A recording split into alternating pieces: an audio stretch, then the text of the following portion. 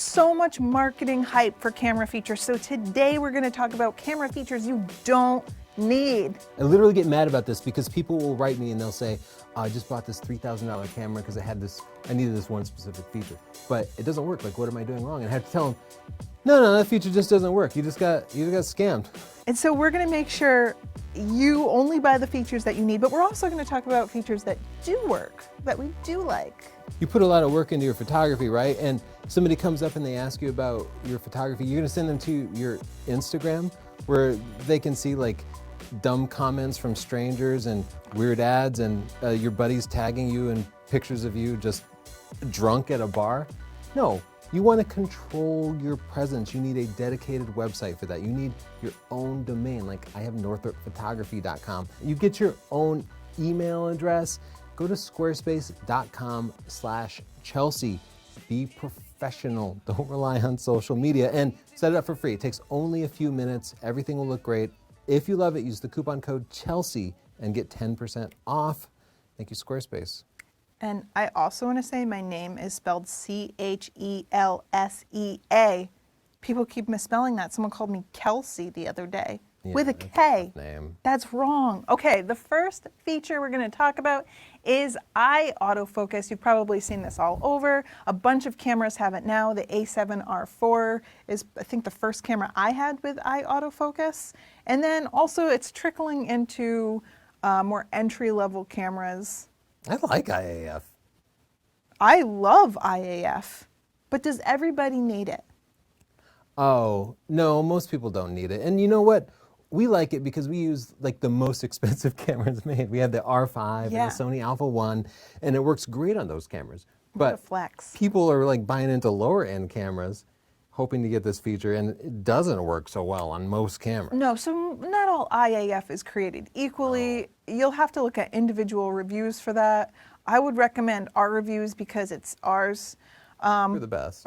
But we reviewed the Fuji X-T4 IAF and it wasn't as reliable as, say, the Sony A7R4 IAF, so it's not all created equally. It is really helpful if you're taking a portrait of a model that's moving around. It tracks the eye and it makes the process smoother. That's why I enjoy it. I also enjoy animal IAF for the same reason. It just kind of streamlines the process that you don't have to find the autofocus point and move it around. It is not going to help you in a big group photo if you're a family portrait photographer, and you probably don't need it if you're just doing studio portraits with one person, because then you have the time to kind of slow down, find your autofocus point. You could use a less expensive body, better glass, and save some money, save your overhead. So you don't need to splurge on this feature, but overall we give it a thumbs up. We like this one. Yeah. One we don't like, pixel shift. Absolute garbage. I'll tell you what it is. Okay. Pixel shift moves your camera sensor like half a pixel to the side. And so you could take your 50 megapixel sensor and it will make 200 megapixel images with like perfect color detail for every pixel. It just doesn't work in the real world. But in theory, it sounds great, but every time we've tried it, we haven't gotten great results. And part of the reason for that is that it's very sensitive to movement. So you put it on your tripod. We tried to take studio photos, and our studio's on the second floor. So the whole building moved enough that it just took away all of the advantages of the pixel shift.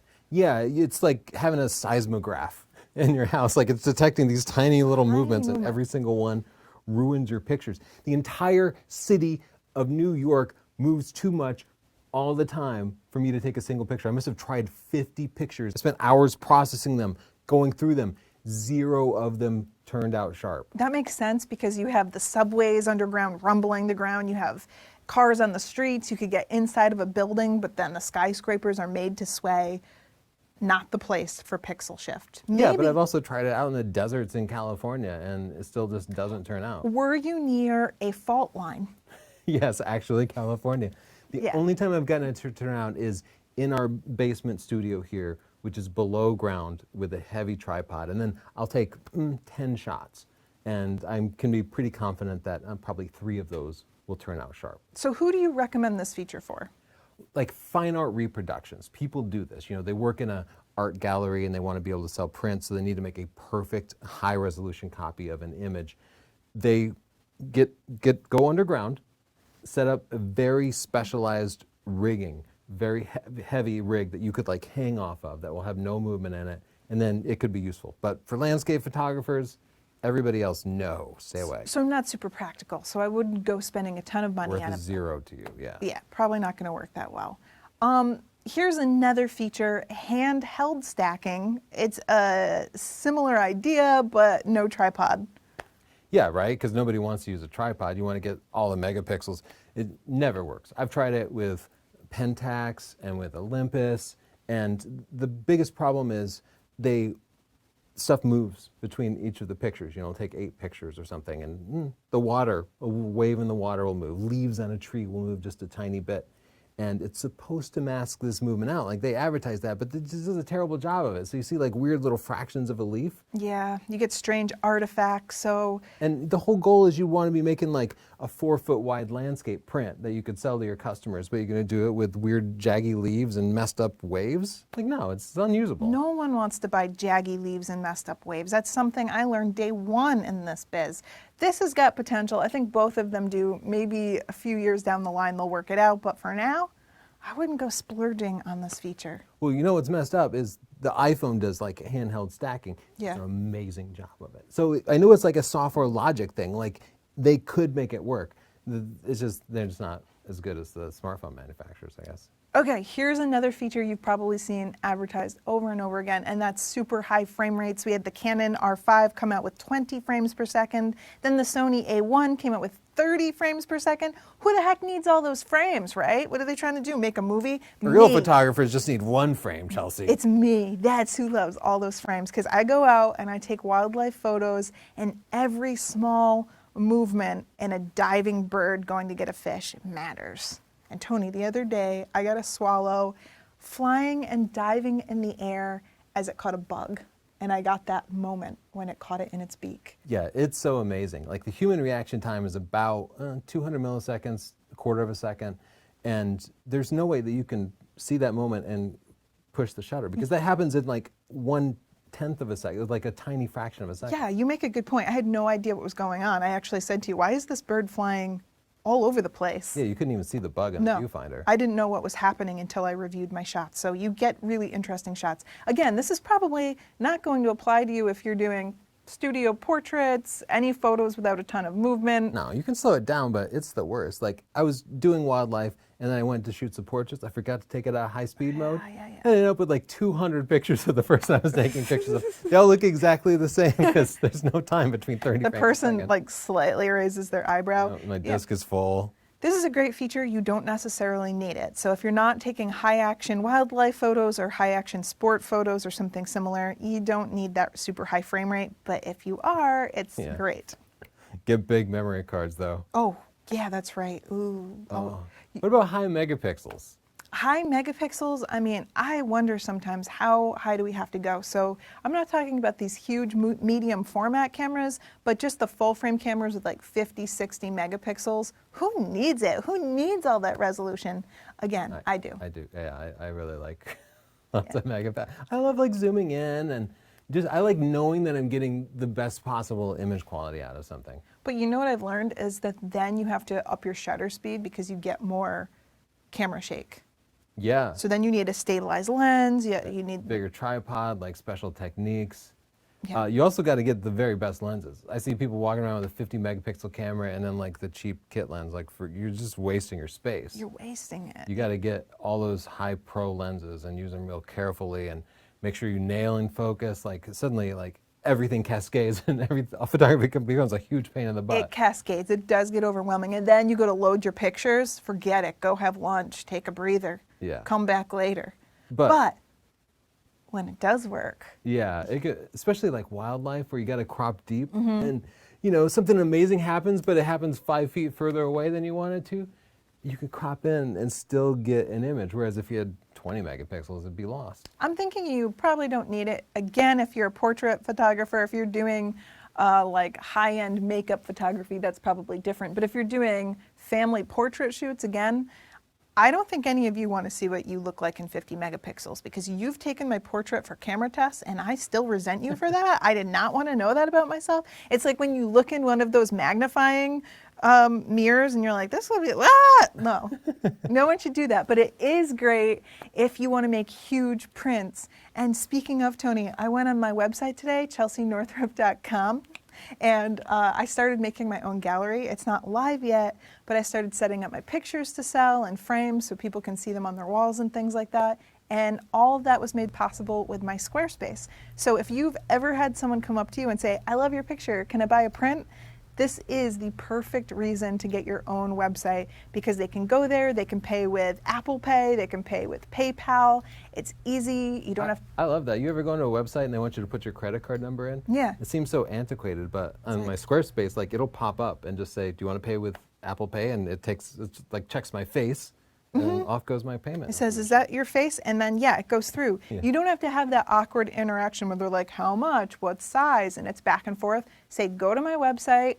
This is where the print is, and it's just a one-stop shop, and it's so easy to set up. So you can try it for free to see if you like it. Squarespace has a 14-day free trial. I highly recommend it. So go to squarespace.com/Chelsea, and if you like it, you can use the coupon code Chelsea to get 10% off once your free trial is up. And I think you're going to like it. And once again, my name is Chelsea with a C, Chelseea. Okay. Nikon, when they launched the D850, they advertised a feature called Focus Shift, and I was so excited for it. What it's supposed to do is give you infinite depth of field.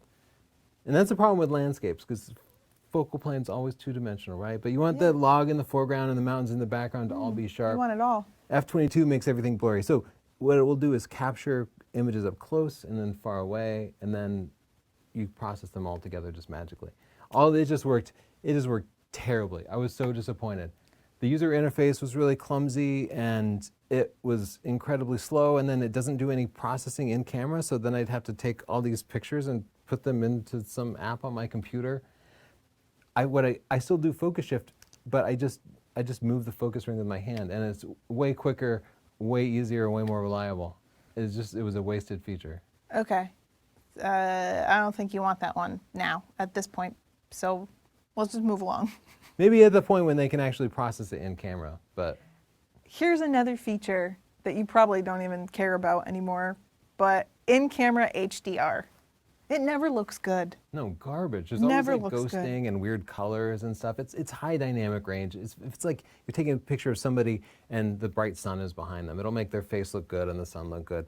iPhones, again, handle this really well. They do okay. They do better than cameras. But you're right. Even iPhones is not perfect. I'm not impressed by them. But Listen, on cameras, it's garbage. no, all you have to do is take a bracketed shot. Or like shoot raw and recover the shadows. That's just what I do. I shoot raw and I recover the shadows. Because your camera has fantastic dynamic range, but my friend Jim over here, maybe his camera doesn't. Tony. Jim sucks. Tony. I'm so sorry, Jim. You know what else I get mad about? Is the SEPA battery ratings. There is this super antiquated system for measuring how many shots a camera can get on the battery. And every time a camera launches, they cite this dumb, meaningless number. Wow. I'm just going to give you Calm an down. example. Okay. The Sony Alpha 1 Yeah. has a SEPA battery rating of 530 shots. I know it says that's not the true. battery's going to last for 530 shots. I know that's not true because you took probably 2,000 shots yesterday when you were taking wildlife photos. Yeah, I It get was back and my fine. battery's at 2/3 full still. Yeah. If it were to unload a 2,800 milliamp hour battery Yes. over the course of 17 seconds, it would generate so much heat that a black hole would erupt and suck the entire planet in. I don't think that's true. I didn't do the math. I'm just estimating. Are you hyperbolizing? It would definitely melt the camera in your hands. No, I don't think that that's true at all. But I tried to do the math and it ended up being hard math. I'm hoping like somebody out there knows who can do that math and tell me. I just want to find out how badly burned am I if a 2,800 milliamp hour discharges over 17 seconds. Let's take bets. Okay, I know you're out there, person that's been waiting for this moment your whole Somebody's life. very excited right now. We're going to look in the comments. I know you must be out there. I'm saying second-degree burns. What are you saying? I'm saying like everybody in the room is melted. Okay. The launch of the 5D Mark IV included dual pixel RAW, where the camera takes a double-sized picture. That's so dark. Why am I like crying, laughing about just death? It's been a rough year. I imagine that scene from Indiana Jones where everybody gets all melty and like wax. Anyway, the next one, Canon Dual Pixel RAW, is supposed to like doubles your raw size, and it like takes a separate picture with each half of a pixel, and it's supposed to allow you to shift the focus afterwards. So you focus on the nose, shift it to the eye. Sounds yeah. like that could be a lifesaver, right? Yeah. I heard from several people who were so impressed with the marketing material, they bought the camera for that feature. I could never see any sort of real difference, and I tested it a lot, and I communicated with Canon like, what am I doing wrong? Why is there no difference when I try to Let pull the focus? gaslighting begin. Yeah. I never once got it to work, and I just told everybody not to use it, and they think they stopped advertising it. I think it's still in the R5, but they never mention it because it's garbage. If a company stops advertising a feature in future camera ruh-roh. releases, yeah. Well, I like the idea, so I applaud the people who thought of it and who attempted it, and I'm proud of that attempt, but we're going to try again later, couple years. You know, you can pick up your smartphone and go in the photos, and you can look at your pictures on a map. Yeah. It's so cool because you'll be like, oh, remember London? And then you zoom in the map and you find that specific picture. Our cameras, real cameras, used to have the GPS built in. I remember. And then they pulled it out and they said, no worries. Now you just link the camera to your phone. And we use the phone's GPS, and everything is just tagged automatically. Garbage. It just never works. That was a lie. Lie detector detected. Every time I try to set it up, I'll be on vacation. I'm like, oh, I really want the GPS. I'll get like 2 to 3 pictures with the GPS tagged, and then it just stops. You're the most optimistic person with features I've ever met, because I'll try it, and if it doesn't work, I'm like, never again. You will keep trying. Bless your little heart. You'll just try and try and try, and I'll watch it not work for you. Yeah. And then I just get frustrated, and I start reading the manual, and I'm like contacting, why isn't this working? Oh, well, you have to relaunch the app every single time you take a picture and reconnect. No, not doing that. I like that Dumb. you email people. That's very professional and nice. Yeah. Well, if I'm going to trash something, I pretty much have to talk to the PR person at the camera company. Why? Nobody talks to us before they trash us. Let's go rogue as hell. In related news, auto sending photos to your smartphone. This is the feature that has never worked reliably for me with any camera. Well, I have to say my best experience so far has been with my Fuji X100V. It's a little flaky sometimes, but it works sometimes. It works sometimes. I like it. You actually use it. I but it use also it. kills your battery. I see you turn it off and the little light starts blinking, and then That you're is like, true. why is my battery dead? I just charged it. That's actually really true. It does kill my battery, but I do like the feature. I just wish that all of those camera manufacturers could make it reliable, because it's a practical, good feature. We want it. We're asking for it. Make it seamless. Yeah, I don't want to be firing. I just want the pictures on my phone. Send them through the internet direct. I don't know. Just make that work. Why don't you let this next one? Why don't you like focus peaking? I know people who just live by focus peaking. I know If you're people. manually focusing, it will highlight the parts of the picture that are in focus. Yeah. The problem is it highlights stuff that's not quite in focus also. Oh. And to me, it just doesn't, it's just not useful enough. And the times I've tried to use it, I'll swear I've nailed it, and then I go back and look at the picture and it's just like a little out of focus. And so the only thing that works for me is, well, for one, like on my Leica, the split prism works perfectly Yeah, that with works shallow well. depth of field. But you can't do that on SLRs or mirrorless cameras. So the only thing that works is for me to zoom in all the way and then manually focus. But that's hard. It's like time consuming. So anyway, focus peaking, screw it. You're done with it. You've I'm moved done with past it. it. Weatherproofing and durability. We always see in the ads, there's like, they have the lens and they like spritz it with these beautiful water drops. You're like, dang. Olympus, Pentax. We're ready for monsoon season, aren't we? And I just don't think we are, because I've had several DSLRs just die in the rain. I do not recommend getting your gear wet. Yeah, like the weatherproofed ones. But then we've had other cameras that weren't weatherproofed at all and survived the exact same condition. Anyway, it's this feature that's very subjective. Seems to mostly be aesthetic, like this looks tough. It's impossible to measure. We don't have any idea. And I'm tired of hearing about it. It's you know, you ever see the Ford Raptor? It's like their No. F-150, but it's got like big, huge tires Yeah. and a big lift kit on it, and people, they just do the same thing. Like they take their kids to soccer or whatever, and it feels like it could do anything, and it's not. Who cares? Like nobody uses it for that. That's what this is. It's like I want to feel tough. Is that what it is for you? Tell me more. I just would like to be able to go out in a light mist and survive, but I've learned that that's risky business. I've lost a few cameras in the rain when I had them in my backpack, so from now on I'll probably need to get one of those sleeves, you know? This is just like therapy for me. Thank you everybody for just listening to me complain about these things. I can sense that. The 2020 feature that annoyed me the most was everybody released webcam connectivity for their cameras, Yeah. where you can like hook up a USB cable to your computer, and then in the ads they always show them on a Zoom meeting. Imagine being that extra person where everyone's all grainy and you're like in 4K with a blurred background. Yeah, the shallow depth of field. You're and cinematic. everything. I can't imagine who actually wants this. I never even bothered to test it, but the guys at DP Review did test it. On the Canon 1DX Mark III, a $6,500 camera Yeah. that they turned into a webcam. And they said it was weird because the camera is further away from the screen than your webcam, so you're never looking quite at it. So all the people who are watching you in super high res with shallow depth of field are seeing your eyes pointed down below the camera. Oh, that's an interesting issue. Yeah. I didn't think of And that. it's also like a lot of gear. It's just use your webcam. If you're going to be interviewed on NBC, yeah, get a real camera. Yeah. But that's not how they marketed it because they wanted to sell it to the masses instead of using a webcam. I'm like, no. Maybe it's just an excuse for like a business write-off. Like now your camera is your office equipment for your job. You can write it off on your taxes. Wham, bam. Okay. Now you're talking. That's That what. is a great idea. That might be our next podcast idea. Ways that you can buy camera gear and call it a business expense.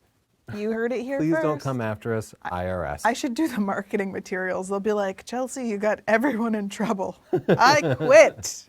They have to use it exclusively for business. We all know every business expense is used 100% for business, no exceptions. People are going to send us their pictures for review, and it's going to be of like pens and paper. It's scanned photos. Speaking of an excellent business expense, a web presence is important if you're trying to Extremely. have any sort of business. So make a professional web presence, whether it's for your portfolio or your restaurant. You can set up a restaurant website, hook it up to ChowNow, hook it up to OpenTable, because Squarespace integrates with just about anything, like dozens and dozens of different outside sources and incredible powers to your Squarespace website. Go to squarespace.com/Chelsea. Just try it out, set it up, see how everything fits together. Ship your prints out through ShipStation. That's what we do. It happens automatically. Cool. If you love it, use the coupon code Chelsea and get 10% off. And do you want to spell your name more?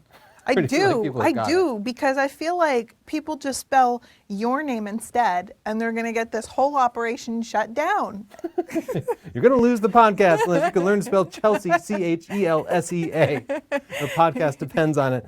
Thank you, Squarespace. In the comments down below, I'd love to hear what features you paid for and ended up hating. Like what didn't actually work out for you. And which ones you like too, if you want to be happier about it. Okay, that's it. This is the Picture This Photography podcast. We have a ton of episodes, I think a couple hundred, so you can go back through those and watch them, or you can subscribe on your favorite podcasting app to make sure you get the 2 per month that we put out. Thanks so much, and see you next time. Bye.